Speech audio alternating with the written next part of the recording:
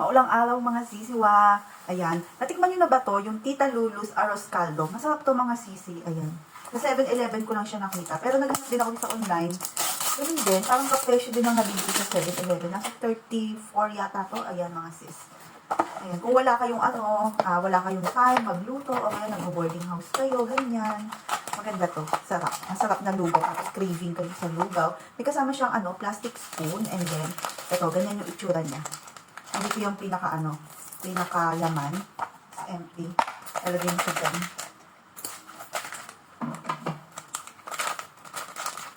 Ito mga sisi.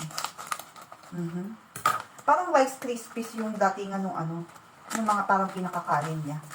Yung mga sis. Kailangan lang halu-haluin. Haluin nyo ng haluin para hindi siya mamumuo. Ganun mga sisi.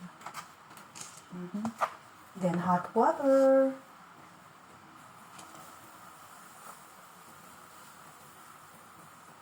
At saka may may kasubha siya. Alam niyo yung kasubha?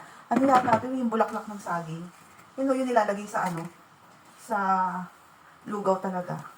Haluin nyo lang ng haluin mga sis para hindi mamuo. Bago nyo takpan, pakita ko yung dito, tawag dito sa kasubha. Basta yung kasubha, nga to? Banana blossom, banana leaves blossom. Pero kung tawag dyan. Basta yung kasubha, kung alam niyo yun mga sis. Haluin ko lang ng haluin mga sisi para hindi mamuo. Ayan, yung mga ganyan-ganyan. Pakita ko pala sa inyo sis. Yung mga pag buo-buo, ang ginagawa ko, dinudurog ko siya sa gilid para talagang maghiwa-hiwalay sila. Minsan kasi namumuo eh. Madalas pa lang, madami pa lang namumuo. Ready to eat na siya mga sisi. Binasa ko, soft blossom pala yun, yung kasubha. And meron din siyang onion spring. At saka lasa mo din dito mga sisi, yung luya. Mainit pa eh. Taste na. Mainit pa mga sisi, maya-maya na lang. Yun lang mga sisiwa, stay safe mga sis. Bye mga sisiwa. Bye!